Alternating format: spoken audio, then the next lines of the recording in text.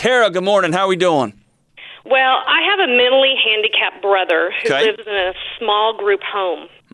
And normally he works in a workshop situation, and so he gets out daily. But during COVID, that's been very few and far between times. And right now, they are closed again at his home. Currently, he can't have anyone that comes in to visit, and he can't go out anywhere to visit. Yeah.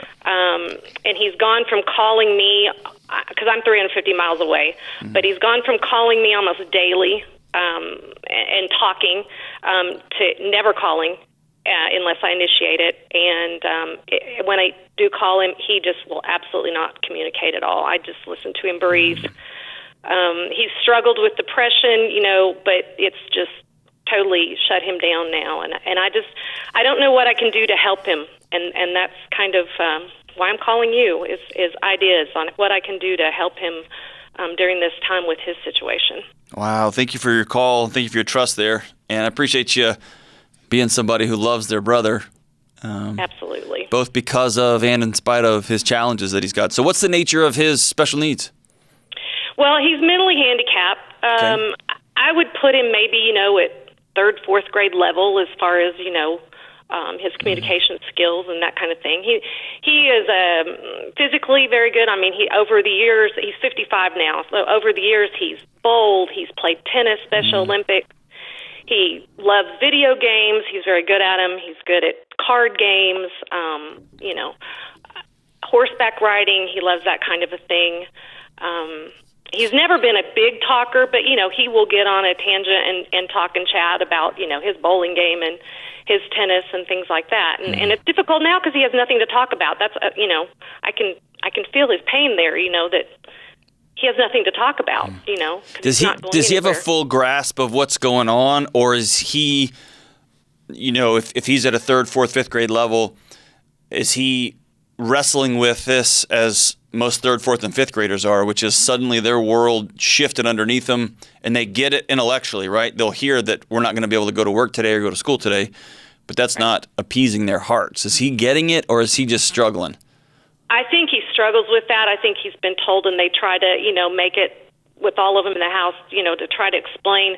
But if I were guessing, and I don't know this for positive, he feels like he's done something wrong, probably, Yep, absolutely. Yeah, I've heard that same conversation across the country, that folks with special needs and folks under the age of middle school are internalizing what's happened over the past year as something they've done. If they would have just been a little nicer or kinder or washed their hands, then this wouldn't have all happened. And that's just a whole other devastating psychological consequence of what we've been doing here. So he lives 350 miles away. And have you tried FaceTiming him? Have you tried any other technological communication other than just the phone call? Right. Yeah, we have done FaceTiming, and it was working okay, like maybe April, May-ish, and now he's gotten to where he doesn't want to do that. I'm struggling with getting him to charge his devices because I'll try to call him on his cell phone or on FaceTime, and it's not charged. And I'm been trying to work with the house people on making sure that's done, but struggling with just getting that communication there to him. And the last time we FaceTime, he just struggled with even lifting the iPad and seeing me and me seeing him. So, have you ever seen him go through a pretty significant depressive episode? Nothing like this. Okay.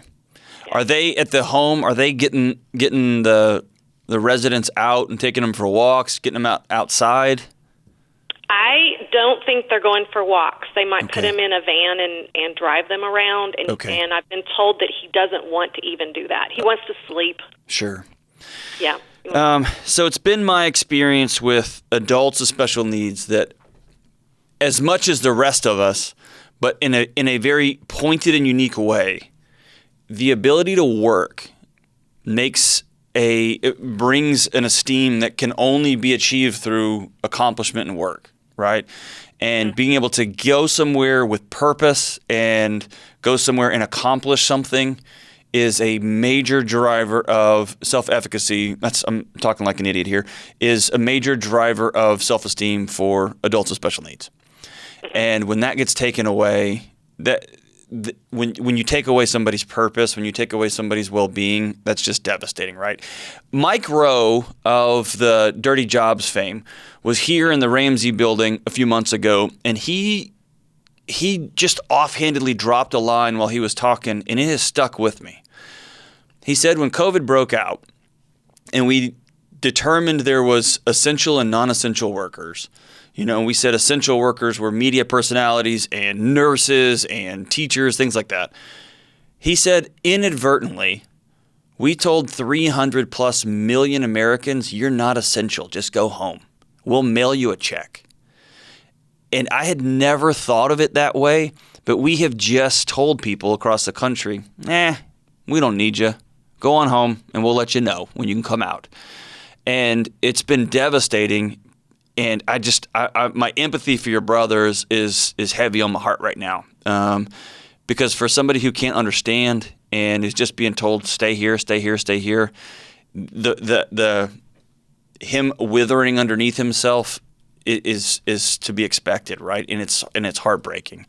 So a couple of things you can do. Number one, I would call the home, and with all the kindness yet forcefulness you can muster, I would strongly recommend they get folks out to take walks.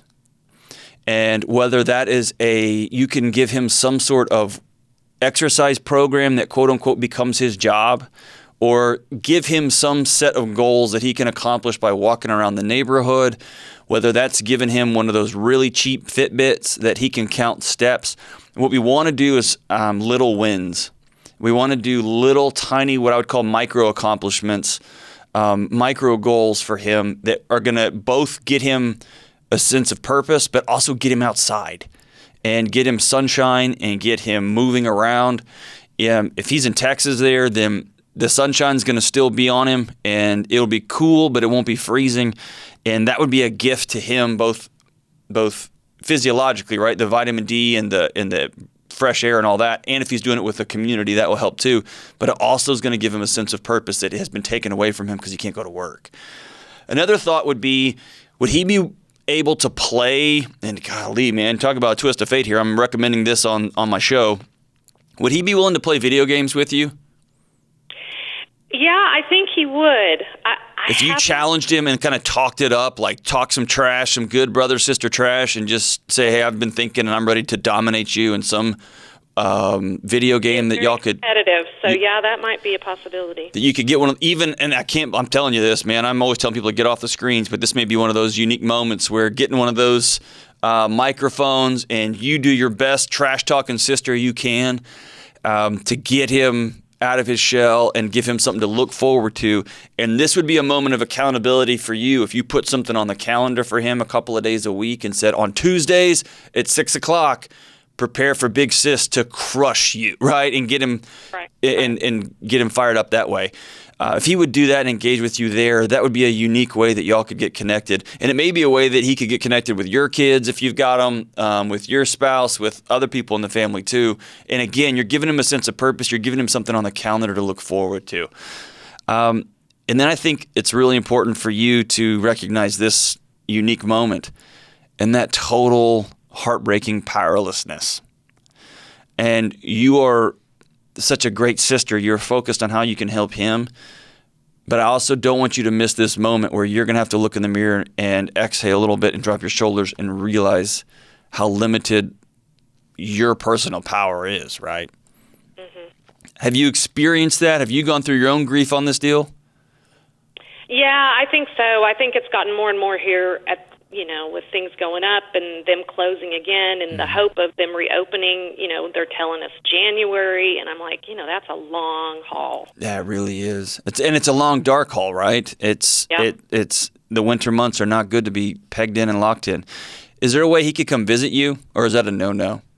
Yeah, they won't allow it. See, he was going to my parents' house every Wednesday and playing games and eating dinner, and they have not allowed that since February. Wow. Yeah, it looks like you're going to have to do the limited things you can to lean in here. And again, I would love some sort of fitness regimen. And the best I've been able to read, and I've tried to keep up with the science of what's going on as much as possible, getting outside and going for walks is not only not going to contribute, but it's going to help folks, particularly the vitamin D side and the good breath side. And number two, if you can plug in and play some video games there. But I don't want you to miss the opportunity to get in touch with yourself, because this just sucks. And I want you to spend a couple of minutes mourning what you can control and what you can't. I want you to spend a few moments on the regular talking to somebody that you care about and just being able to express, I hate this. I hate this. And this isn't whining. This isn't complaining. This is just acknowledging. So many of us are just running into solving mode. And man, we just have to pause for a minute and just own, it's no good, man. I hate this. So, Tara, I think for the call, I wish I could give you more concrete, like, hey, just do this and this and this. And I'm guessing here, right? I'm guessing here. My hope is that you can use the love and care you've got for this young man and get him plugged into some video games. I think that'd be a lot of fun. And man, whenever I think I can't get weirder, James, here I am on the show recommending people play video games. But Tara, thank you so much for that call.